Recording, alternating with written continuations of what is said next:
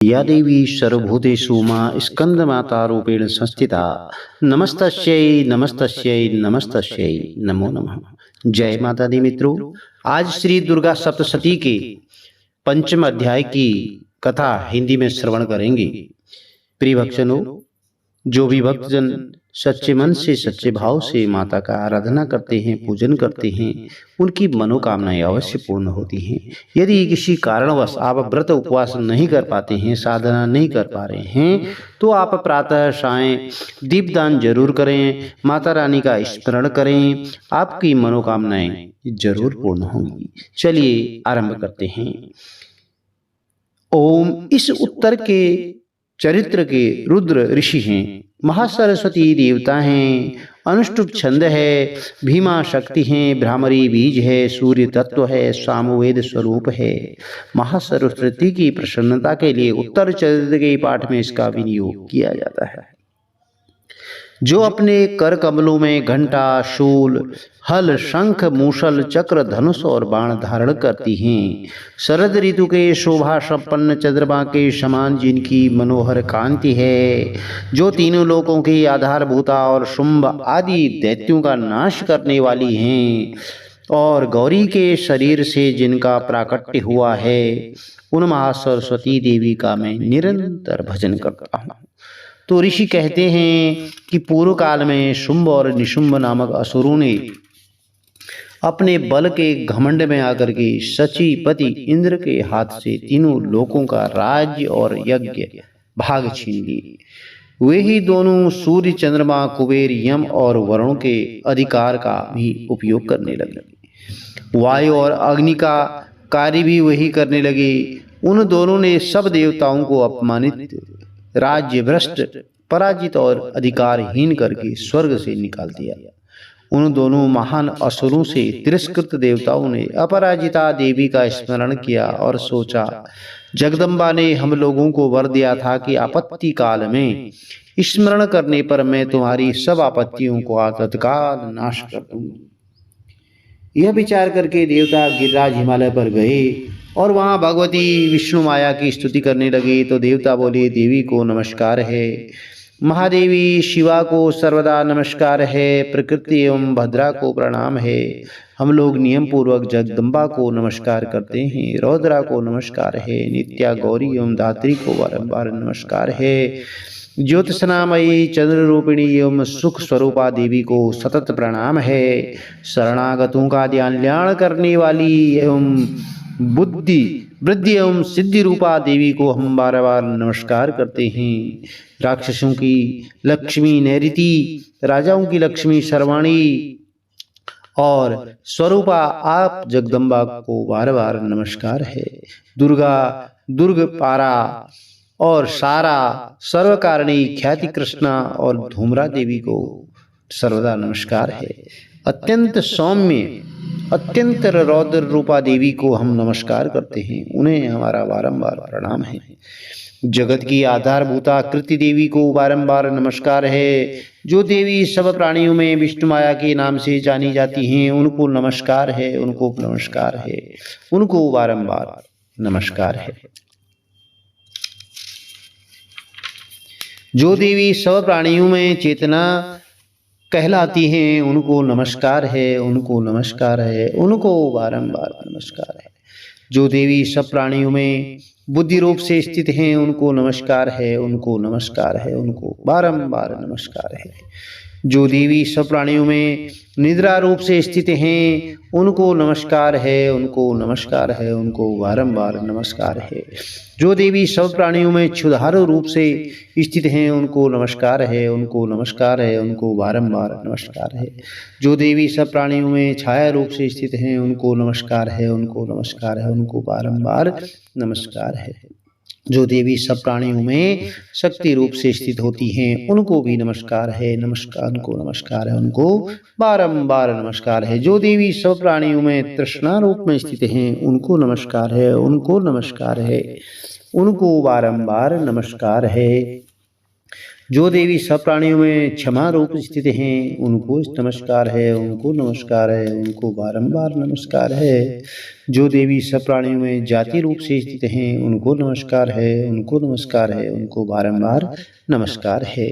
जो देवी सब प्राणियों में लज्जा रूप से स्थित हैं उनको नमस्कार है, उनको नमस्कार है, उनको बारंबार नमस्कार है। जो देवी सब प्राणियों में शांति रूप से स्थित हैं उनको नमस्कार है, उनको नमस्कार है, उनको बारंबार नमस्कार है। जो देवी सब प्राणियों में श्रद्धा रूप से स्थित हैं उनको नमस्कार है, उनको नमस्कार है, उनको बारंबार नमस्कार है। जो देवी सब प्राणियों में कांति रूप से स्थित हैं उनको नमस्कार है, उनको नमस्कार है, उनको बारंबार नमस्कार है। जो देवी सब प्राणियों में लक्ष्मी रूप से स्थित हैं उनको नमस्कार है, उनको नमस्कार है, उनको बारंबार नमस्कार है। या देवी सर्वभूतेषु वृत्तिरूपेण सस्ता नमस्तस्यै नमस्तस्यै नमस्तस्यै नमो नमः। जो देवी सब प्राणियों में वित्त रूप से स्थित हैं उनको नमस्कार है, उनको नमस्कार है, उनको बारंबार नमस्कार है। जो देवी सब प्राणियों में स्मृति रूप से स्थित हैं उनको नमस्कार है, उनको नमस्कार है, उनको बारंबार नमस्कार है। जो देवी सब प्राणियों में दया रूप से स्थित हैं उनको नमस्कार है, उनको नमस्कार है, उनको बारंबार नमस्कार है। जो देवी सब प्राणियों में तुष्टि रूप से स्थित हैं उनको नमस्कार है, उनको नमस्कार है, उनको बारंबार नमस्कार है। जो देवी सब प्राणियों में माता रूप से स्थित हैं उनको नमस्कार है, उनको नमस्कार है, उनको बारंबार नमस्कार है। जो देवी सब प्राणियों में भ्रांति रूप से स्थित हैं उनको नमस्कार है, उनको नमस्कार है, उनको बारंबार नमस्कार है। जो जीवों के इंद्रिय वर्ग की अधिष्ठात्री देवी एवं सब प्राणियों में सदा व्याप्त रहने वाली हैं उन व्याप्त देवी को बारंबार नमस्कार है। जो देवी चैतन्य रूप से संपूर्ण जगत को व्याप्त करके स्थित हैं उनको नमस्कार है, उनको नमस्कार है, उनको बारंबार नमस्कार है। पूर्व काल में अपने अभीष्ट की प्राप्ति होने से देवताओं ने जिनकी स्तुति की और देवराज इंद्र ने बहुत दिनों तक जिनका सेवन किया वह कल्याण की साधन भूता ईश्वरी हमारा कल्याण और मंगल करे, सारी आपत्तियों का नाश कर डाले।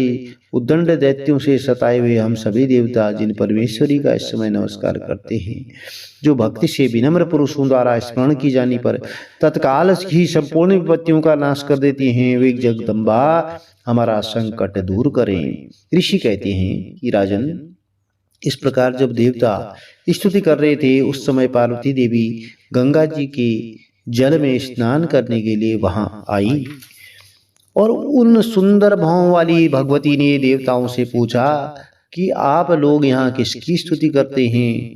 तब उनके शरीर कोष से प्रकट हुई शिवा देवी बोली कि शुंभ दैत्य से तिरस्कृत और युद्ध में निशुंभ से पराजित हो यहाँ एकत्रित हुए ये समस्त देवता यह मेरी स्तुति कर रहे हैं। पार्वती जी के शरीर से अंबिका का प्रादुर्भाव हुआ था, इसीलिए वे समस्त लोकों में कौशिकी कही जाती हैं।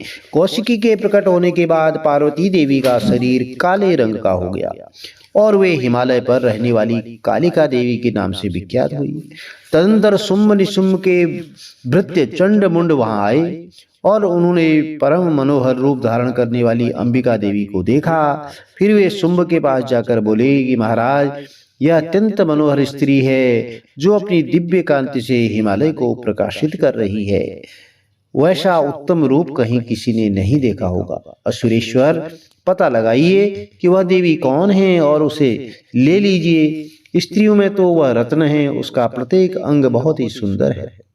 वह अपने श्री अंगों की प्रभा से संपूर्ण दिशाओं में प्रकाश फैला रही हैं।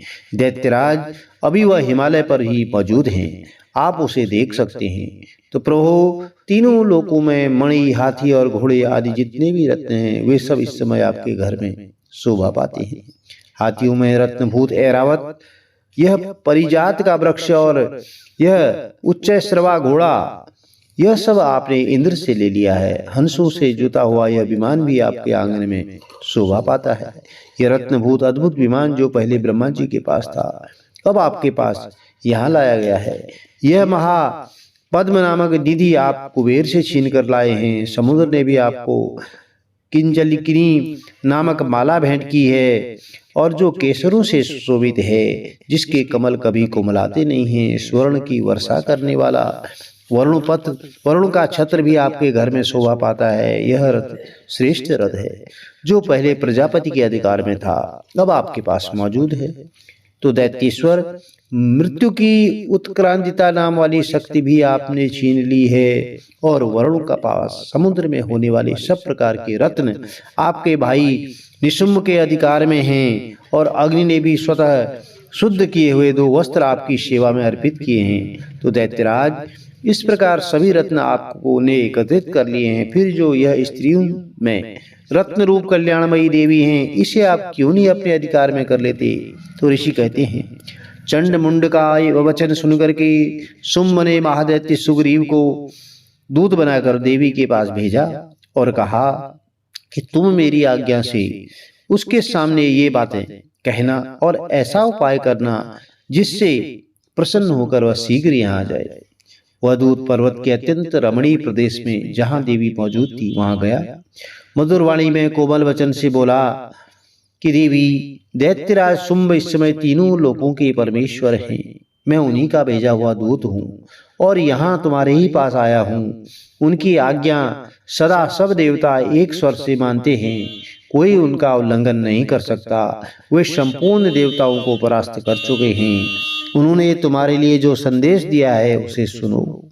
संपूर्ण त्रिलोकी मेरे अधिकार में है, देवता भी मेरी आज्ञा के अधीन चलते हैं। संपूर्ण यज्ञों के भागों को मैं ही पृथक पृथक भोगता हूँ।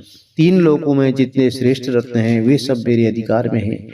देवराज इंद्र का वाहन ऐरावत जो हाथियों में रत्न के समान है मैंने छीन लिया है। क्षीर सागर का मंथन करने से जो अश्वरत्न उच्च श्रवा प्रकट हुआ था उसे देवताओं ने मेरे पैरों पर पड़कर समर्पित किया है। सुंदरी, उनके सिवा और भी जितने रत्नभूत पदार्थ देवताओं, गंधर्वों, नागों के पास थे वे सब मेरे ही पास आ गए हैं। देवी, हम लोग तुम्हें संसार की स्त्रियों में रत्न मानते हैं, अतः तुम हमारे पास आ जाओ, क्योंकि रत्नों का उपभोग करने वाले हम ही हैं। चंचल कटाक्षों वाली सुंदरी, तुम मेरे या मेरे भाई पराक्रमी निशुंभ की सेवा में आ जाओ, क्योंकि तुम रत्न स्वरूपा हो। मेरा वर्ण करने से तुम्हें तुलना रहित महान ऐश्वर्य की प्राप्ति होगी। अपनी बुद्धियों से यह विचार कर तुम मेरी पत्नी बन जाओ। तो ऋषि कहते हैं, दूत के यूं कहने पर कल्याणमयी भगवती दुर्गा देवी जो इस जगत को धारण करती हैं मन ही मन गंभीर भाव से मुस्काई और इस प्रकार बोली। देवी ने कहा, तुमने सत्य कहा है, इसमें तनिक भी मिथ्या नहीं है। शुंभ तीनों लोकों का स्वामी है और निशुंभ भी उसी के समान पराक्रमी है, किंतु इस विषय में मैंने जो प्रतिज्ञा कर ली है उसे मिथ्या कैसे करूं। मैंने अपनी अल्प बुद्धि के कारण पहले से जो प्रतिज्ञा कर रखी है उसे सुनो। जो मुझे संग्राम में जीत लेगा, जो मेरे अभिमान को चूर्ण कर देगा और संसार में जो मेरे समान बलवान होगा वही मेरा स्वामी होगा। इसलिए शुंभ अथवा महादैत्य निशुंभ स्वयं ही यहाँ पधारें और मुझे जीतकर शीघ्र ही मेरा पाणी ग्रहण कर लें। इसमें विलंब की क्या आवश्यकता है।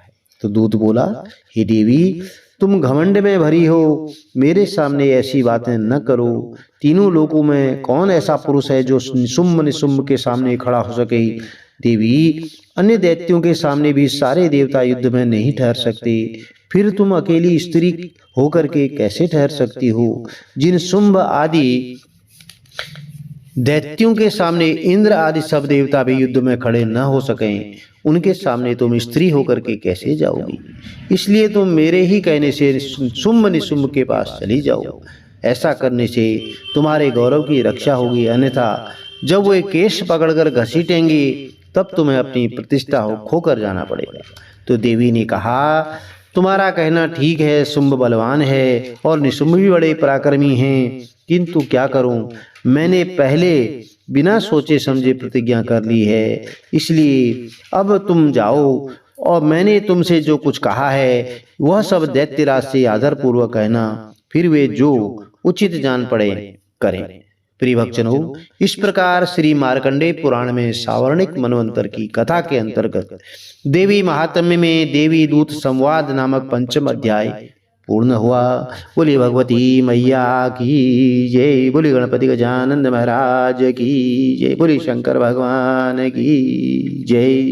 प्रिय भक्तजनों, यदि आपको यह श्री दुर्गा सप्तशती की कथा अच्छी लगी तो चैनल को लाइक कीजिए, शेयर कीजिए, सब्सक्राइब कीजिए, साथ में बेल आइकन अवश्य प्रेस कर दीजिए, जिससे कि आने वाली वीडियोज की नोटिफिकेशन आपको ठीक समय पर मिल सके।